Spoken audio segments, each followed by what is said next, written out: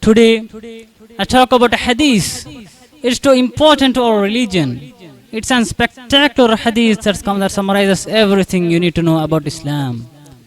Once upon a time, Prophet ﷺ was advising and preaching to the peoples about the day of judgment. At that moment, a crowd, people of Quraysh were teasing, they were making fun of Prophet ﷺ by asking the questions, when will be the last hour and how will it occur? At that sincere moment, Allah subhanahu wa ta'ala erased an ayat, يَسْأَلُونَكَ عَنِ السَّاءَةِ أَيَّانَ مُرْسَاهَا. The people of Quraysh will ask Prophet ﷺ, O Prophet, regarding the hour, when will be the day of judgment? قُلْ, you say that, إِنَّمَا عَلْمُهَا عِنْدَ رَبِّي لَا يُجَلِّيهَا لِوَقْتِهَا إِلَّا هُوَ ثَقُلَتْ فِي السَّمَاوَاتِ وَالْأَرْضِ لَا تَأْتِكُمْ إِلَّا بَغْتَهَا. Definitely, that knowledge is only with my Lord, and He alone will reveal it when the time arises. And if it be revealed earlier, then it will be heavier. It will be difficult for the peoples of heavens and earth. And it will only occur by suddenly, by surprise. يَسْأَلُونَكَ كَأَنَّكَ حَفِيٌّ عَنْهَا. They again ask you that if you have full knowledge of it. قُلْ, you say that, إِنَّمَا عَلْمُهَا عِنْدَ اللَّهِ وَلَكِنَّ أَكْثَرَ النَّاسِ لَا يَعْلَمُونَ. Definitely that knowledge is only with Allah, but most of the people won't recognize it.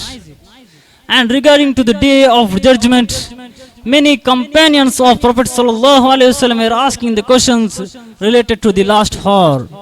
Prophet ﷺ has never revealed the last hour, but have mentioned some of the signs that will occur during the day of judgment. Anas ibn Malik radiyallahu anhu stated in hadith, Sami'atu Rasulullah sallallahu alayhi wasallam. I heard from Allah's Messenger, Prophet sallallahu alayhi wasallam, saying that, Inna min asrati sa'ati an yurfa al-ilm. From among the signs of the hour, the religious knowledge will be taken away.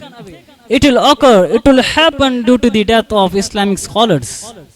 وَيَكْثُرَ الْجَهْلُ.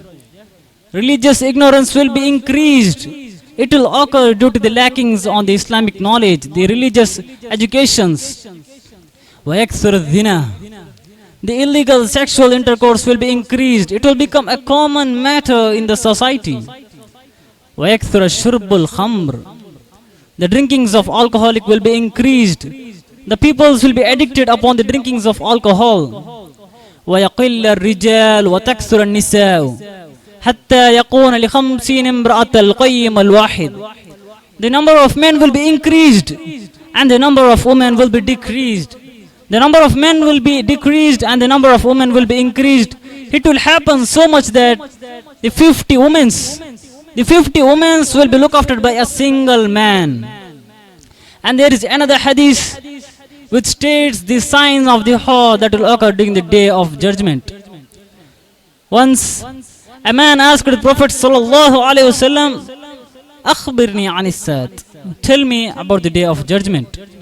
Prophet sallallahu alaihi wasallam said, "Mal mas'ulu anha bi'alama min as-sa'il." The one to whom the question is asked doesn't know more than the asking one. The man asked again, "Akhbirni an amaratiha." Tell me about its signs. Prophet sallallahu alaihi wasallam said among the signs of the hour, "An talid al-amatu rabbataha." The slave woman will give birth to her owner. It means a child will treat her mother like a slave, like a servant. And Prophet sallallahu alaihi wasallam said, وَأَن تَرَى الْحُفَاةَ الْعُرَاةَ الْعَالَةَ رِعَاءَ الشَّاةِ. You will see the shepherds who are barefooted, who doesn't have the sandals to wear, and who are naked, who doesn't have the sandals to wear, and who doesn't have the money to live his life. You will find them as يَتَضَاوَلُونَ فِي الْبُنْيَانِ. As they are competing with each other, they are competing with one another to build taller and taller buildings. And Prophet sallallahu alaihi wasallam has mentioned the several signs of horror that will occur during the day of judgment. Due to the lackings of time, I conclude here. Wa akhir da'wana and alhamdulillahi rabbil alameen. Assalamu alaikum wa rahmatullahi ta'ala wa barakatuh. Assalamu alaikum wa rahmatullahi ta'ala wa barakatuh. I begin with the praising Allah subhanahu wa ta'ala and sending salutation to the Prophet Muhammad sallallahu alaihi wasallam, to his companion and to his family, peace be upon them. Respected honorable personalities of this wonderful program, scholars and my dear all ustads, in this incredible moment I would like to speak with my given topic, the Babul Khatam, the chapter of ring. In a nutshell, the Islam says wearing a ring is sunnah. Sunnah means the teaching of Prophet Muhammad sallallahu alaihi wasallam, which included his words, his action and his silent approval. My dear all beloved brothers, Prophet Muhammad sallallahu alaihi wasallam used to wear the ring which his name has printed on it, and he used by to seal that ring. That's why the name came Khatam. My dear brothers, the hadith talks more about this ring. Let's go for a hadith which is in Sahih al-Bukhari. The first hadith is Abdullah ibn Umar radiyallahu anhu قال كان رسول الله صلى الله عليه وسلم يلبس خاتما من ذهب فنبذه فقال لا ألبسه أبدا فنبذ الناس خواتمهم. And the authority of Ibn Umar radiyallahu anhu narrated it. The Prophet Muhammad sallallahu alaihi wasallam used to wear the golden ring. Then he threw it away and said, I will never wear it again. And the follower of the Prophet Muhammad sallallahu alaihi wasallam did the same. They threw their ring away. This hadith says that man cannot wear the golden ring.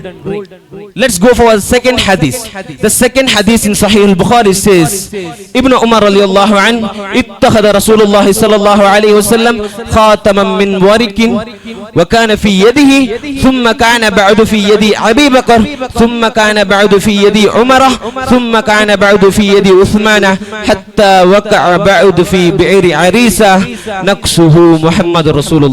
And the authority of Ibn Umar radiyallahu anhu said that Prophet Muhammad sallallahu alayhi wasallam made a silver ring, and it is in hand, and later it was in the hand of Umar radiyallahu anhu, later it is in the hand of Abu Bakr radiyallahu anhu, later it is in the hand of Uthman radiyallahu anhu, until it later fall into the well called Aris and engraved by the name Muhammadur Rasulullah, the messenger of God. The scholars elaborated this hadith and says, after accidentally following this ring into the well, it could not be retrieved. So he made a similar ring to the Prophet Muhammad sallallahu alaihi wasallam to preserve the traditions and the memories of the Prophet Muhammad sallallahu alaihi wasallam. These two hadiths is an authentic hadith. Authentic hadith means the chain of narration is not broken till the Prophet Muhammad sallallahu alaihi wasallam. My dear all beloved brothers, let's go for the stones of this ring. There is a 5 stone which is highly recommended for wear.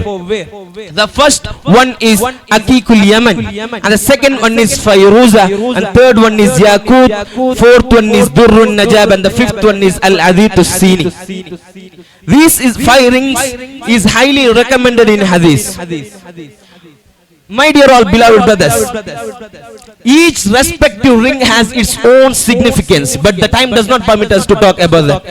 Let's go what the Shafi Madhab says about this wearing ring.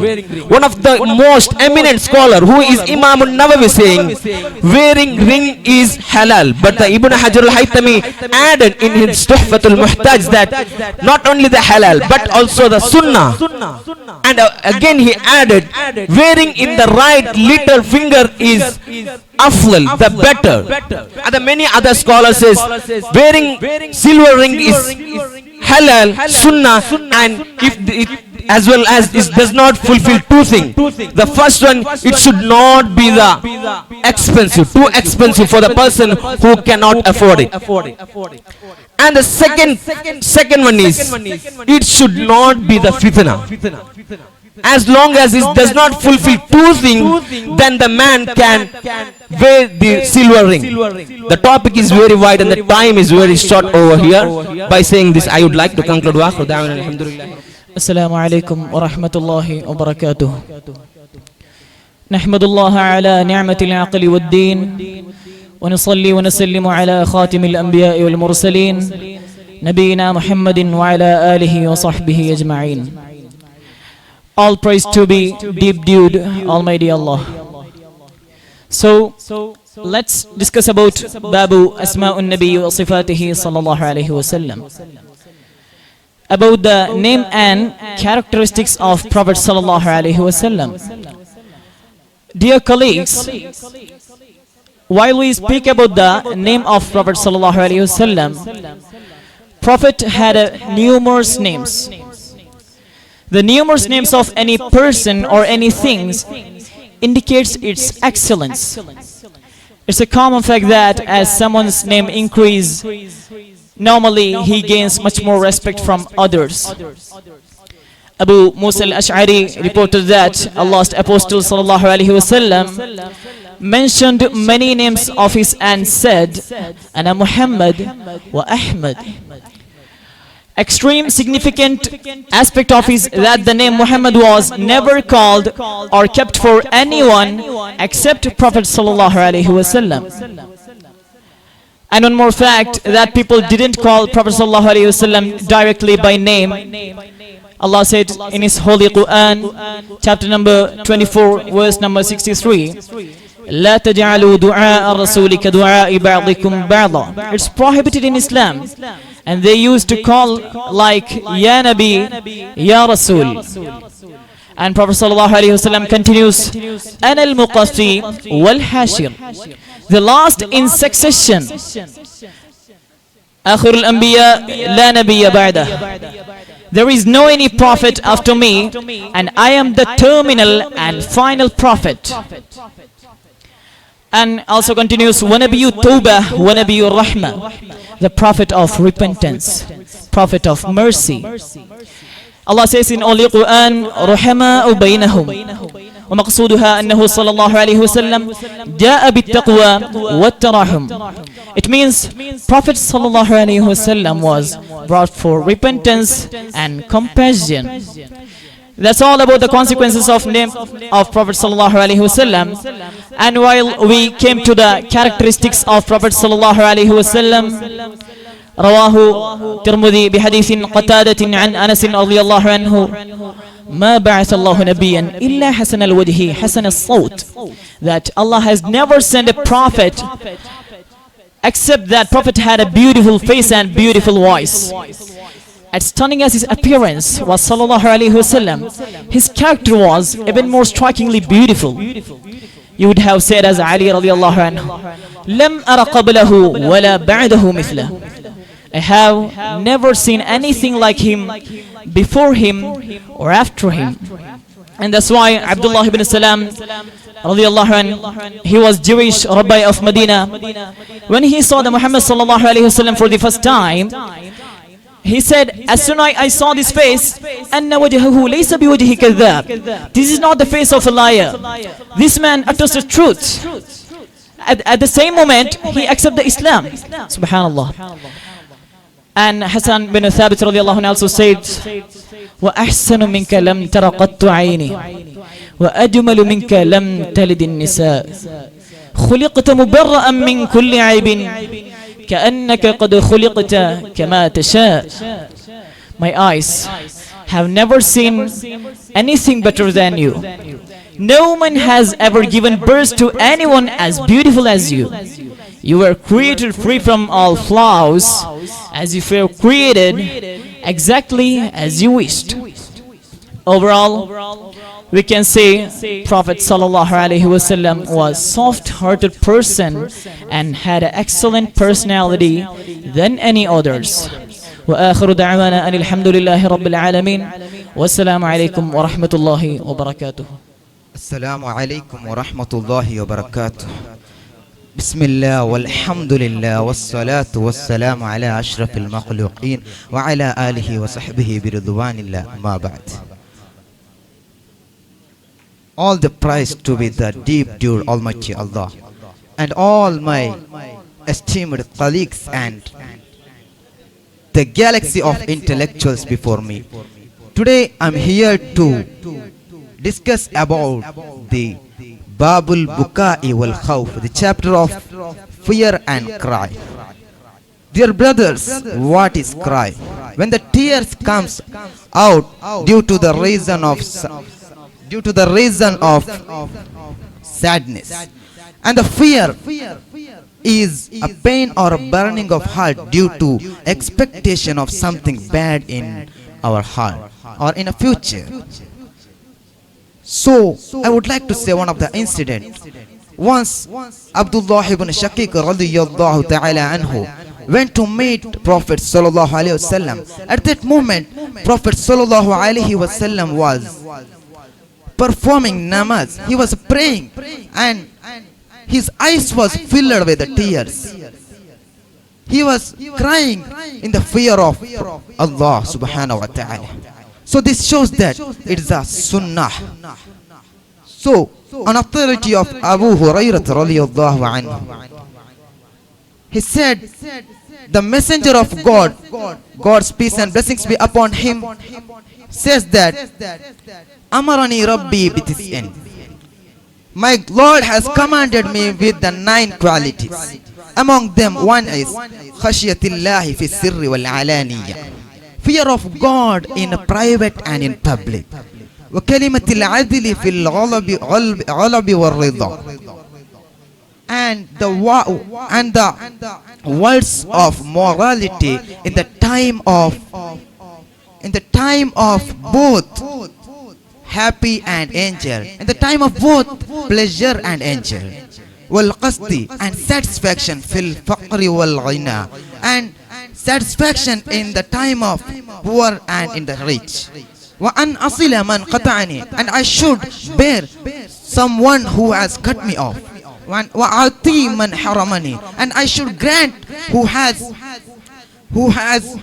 denied me, who has deprived me. Wa afwa amman zalamani, and I should forgive and I should pardon to those who wronged me. And also he continues, he's saying that wa an yakuna samati fikra, my silence should be a thought, and wa natqi dhikra, and my speech should be a remembrance, wa nalri ibratan, and my sight should be a sight of an example, wa amirun bil urf, and I should command which is conformed.